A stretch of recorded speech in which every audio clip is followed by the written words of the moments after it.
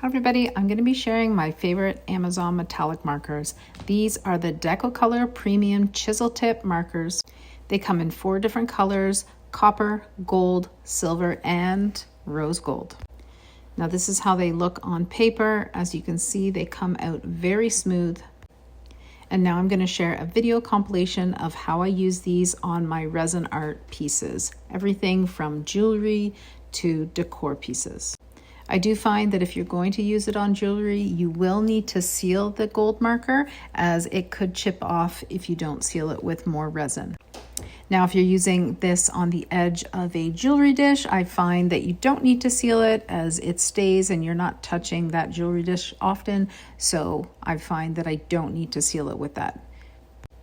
These markers are permanent. They are oil-based.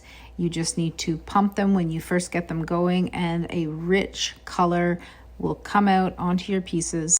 Out of all the different marker brands I have tried, I do find that these are the thickest ones, so they do release a very opaque color, and the gold is my favorite. It is a true gold color, and I love the accent that it adds to my resin art pieces. Keep watching to see the rest of my little demos. Thanks again for watching.